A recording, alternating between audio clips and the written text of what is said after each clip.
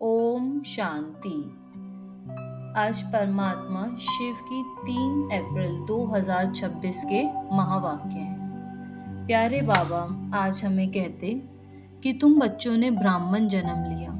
ब्राह्मण जन्म अर्थात अपने परमात्मा शिव को पहचान कर निश्चय किया कि यही मेरा प्यारा पिता है जिसे आत्मा सदियों से ढूंढ रही थी।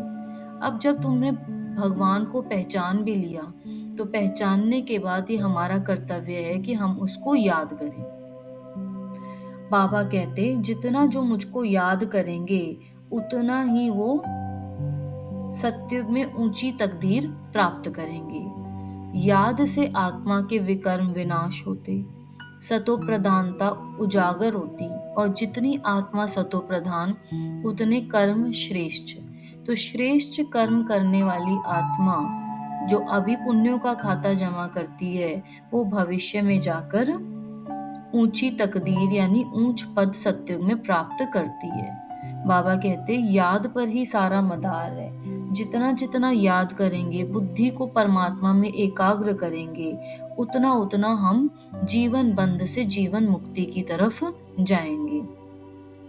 कुछ हम सभी के सेंटर्स पे कुछ ऐसी आत्माएं होती हैं जो सुबह जल्दी आकर वहां पर बैठ के योग करती हैं, यानी वायुमंडल का निर्माण करती हैं। तो जिस वायुमंडल का वो निर्माण करते हैं उसका फल बाद में आने वाली आत्माओं को प्राप्त होता है। वो जैसे सजी सजाई स्टेज पे आते हैं और आते ही उन्हें उस वाइब्रेशन से अनुभव होने लगते हैं। तो परमात्मा कहते जो व्यक्ति सेंटर्स पे बैठकर या योग में बैठकर भी जिसका बुद्धि योग भटकता रहेगा वो अपना भी नुकसान करता है और पूरे वायुमंडल को भी खराब करता है। इसीलिए हम सभी आत्माओं को रूहानी सेवा पे लगना है, अर्थात याद करके ऐसा वायुमंडल का निर्माण करना है कि जो भी कोई उस वायुमंडल में आए उसका परमात्मा से इंस्टेंट इमीडिएट कनेक्शन होता चला जाए। फिर प्यारे बाबा हमें ये कहते हैं कि जो मुझे अच्छी तरह से जानेंगे और याद करेंगे वो स्वर्ग की बादशाही की तकदीर प्राप्त करेंगे। बाबा को अच्छी तरह से जानना अर्थात उसके नाम, रूप, देश, काल, ऑक्यूपेशन को पहचानना। बाप को याद करना यथार्थ रीति अर्थात स्वयं को आत्मा समझ के परम आत्मा के पास परम धाम में जाना। इन सभी विधियों से जब हम परमात्मा को याद करते हैं तब हमारे विकर्म विनाश होते हैं, और विकर्म विनाश होते होते हमें ऐसा महसूस होता है जैसे स्वर्ग तो अब आया कि आया। बाबा कहते बहुत से बच्चे सोचते हैं कि कब ये शरीर छूटेगा, कब हम नए दुनिया में जाएंगे। तो बाबा कहते नई दुनिया में जाने की अभी हमें जल्दी नहीं करनी है, क्योंकि जितना हम पुरुषार्थ करेंगे उतना ही नई दुनिया में ऊंचा पद मिलेगा। यदि आज हमारा शरीर छूट जाता है तो हमारे पुरुषार्थ का टाइम जो है वो कम हो जाएगा, क्योंकि नया जन्म जब मिलेगा, नया जन्म मिलने के बाद फिर कब हमें ज्ञान समझ में आएगा, कब हम दोबारा पुरुषार्थ करना शुरू करेंगे, तो इसमें हमारा बहुत सारा टाइम वेस्ट हो जाएगा। इसीलिए ब्राह्मण आत्मा वो जो कभी भी मरने की इच्छा ना करे, वो ये इच्छा करे कि मैं ज्यादा से ज्यादा संगम युग में रहूं, सेवा करूं, याद करूं, अपना भाग्य बनाऊं, ऊंचे मर्तबे के अधिकारी बनकर फिर जाऊं। बाबा हमें कहते हैं कि हर समय अपनी चेकिंग करो कि मैं कितना मरजीवा बनाऊं। मरजीवा बनना अर्थात जीते जी मरना। जब हम ब्राह्मण बनते हैं, खुद को आत्मा समझने का अभ्यास करते हैं, खुद को जब हम पॉइंट ऑफ लाइट देखते हैं, तो जैसे ही मैंने अपने आप को पॉइंट ऑफ लाइट समझा वैसे ही हमारे आसपास के सारे रिश्ते, नाते, वैभव, वस्तु सब जैसे समाप्त हो जाते हैं, एकदम गायब हो जाते हैं। तो परमात्मा शिव आकर हमें बताते हैं कि मैं आत्मा इस शरीर से अलग हूँ, इसे कहते हैं जीते जी मरना। आप मरे तो मर गई दुनिया। मरना अर्थात योग में शरीर छोड़ना और परमात्मा से जाके अटैच हो जाना। ये डिटैचमेंट और अटैचमेंट का अभ्यास हमें इतनी शक्ति देता है कि हमारे अंदर बेहद की वैराग्य वृत्ति डेवलप हो जाती है, और ये बेहद की वैराग्य वृत्ति हमें मदद करती है और घनिष्ठ योग लगाने के लिए। बाबा कहते हैं निरंतर अपनी चेकिंग करो, अपना पोता मेल स्वयं रखो, क्योंकि सारा खेल संकल्पों को चेक करने का है। कोई भी दूसरा व्यक्ति हमारे संकल्प को चेक नहीं कर सकता, इसीलिए हमें हमारे ही मन का चौकीदार स्वयं बनना है। अपने ही मन के मालिक बन के, वॉचमैन बन के ये चेक करना है कि क्या कोई व्यर्थ विस्तार के संकल्पों ने मुझे घेर रखा है। बाबा कहते ज्ञान में आगे बढ़ने के लिए हमें विशाल बुद्धि होना होगा।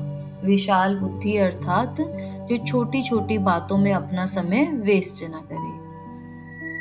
सामने से 100 रुपए मिल रहे हों और मैं एक का सिक्का फर्श में ढूंढती रह जाऊं तो नुकसान तो 100 रुपए का है ना। तो हमें ये समझना है कि मुझे छोटी छोटी बातों में बिल्कुल भी नहीं फंसना, ये समय पुरुषार्थ का है।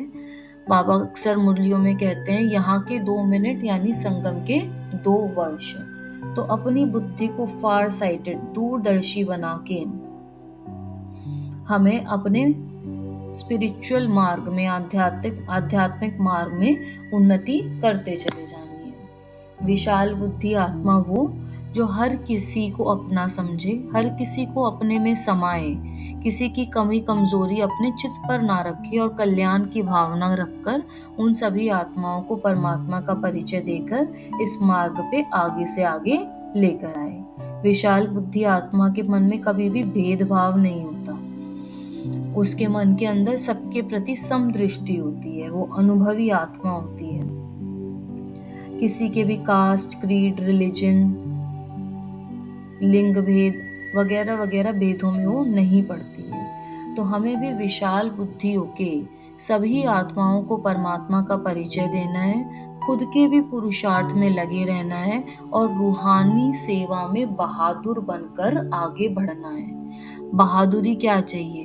बाबा ने तो तलवार भाले लेने से मना किया है, फिर कौन सी बहादुरी चाहिए? बाबा कहते हैं आपको बहादुर बनना है, क्योंकि जब सेवा में निकलते हैं तो अलग अलग तरीके के सीनरी सामने आती है। कभी कोई आएगा आपको एकदम सर माथे चढ़ाएगा, कभी कोई एकदम आपके मुंह पे दरवाजा बंद कर देगा, आपके फोन काट देगा। आप बार बार जा जा के प्रयास करेंगे कि यहाँ पे कोई प्रोग्राम मिल जाए, इनका कोई भाग्य बन जाए, लेकिन लोग कहेंगे तो जादू लगाने आ गए, इनको तो बाहर निकालो। तो ऐसी सभी परिस्थितियों में हमें बहादुर बनना है। बहादुर ऐसे भी बनना है हमें कि हमें कभी भी एफर्ट छोड़ने नहीं है, निंदा स्तुति में सम भी रहना है और प्रयास कभी छोड़ने नहीं है कि यहाँ पर तो कुछ नहीं हो सकता, छोड़ो छोड़ो। बहादुर बन के लगे रहना है, किसी भी परिस्थिति से हमें डरना नहीं है। एक बार गिरेंगे, 2 बार गिरेंगे, गलतियां भी होंगी जब सेवा करेंगे और हमें डायरेक्शन भी मिलेगी, लेकिन उस डायरेक्शन को अपने हित के लिए हितकारी समझ के हमें आगे बढ़ने का निरंतर प्रयास करना है, क्योंकि सेवा ही मेवा दिलाएगी, सेवा ही पद की प्राप्ति कराएगी और सेवा करने में ही हमारे दिव्य गुण, हमारी सूक्ष्म चेकिंग होती है कि कितने दिव्य गुण धारण किए हैं, क्या हमारे अंदर रहमदिली आई है या नहीं। क्या कोई जब हमारे मुंह पे दरवाजा बंद करता है तो हमारे अंदर क्रोध की लहर उठती है या कल्याण की लहर उठती है। तो सेवा एक बहुत ही अच्छा प्लेटफॉर्म है, जब जितना ज्ञान की हमारी धारणा हुई है उसकी चेकिंग हो जाती है। इसीलिए बाबा ने सब्जेक्ट्स ऐसे बनाए, पहले ज्ञान, फिर योग, फिर धारणा और फिर सेवा में फाइनल चेकिंग कि कितनी जो हमने मेहनत करी है ज्ञान सुनने में, योग करने में, वो कितना धारणा स्वरूप हम बने हैं या नहीं बने हैं। तो इन्हीं सारी शिक्षाओं को अपने जीवन में उतारना है। आत्मिक स्थिति का अभ्यास, निरंतर योग, विचार सागर मंथन और रूहानी सेवा में हमेशा अलर्ट। ओम शांति।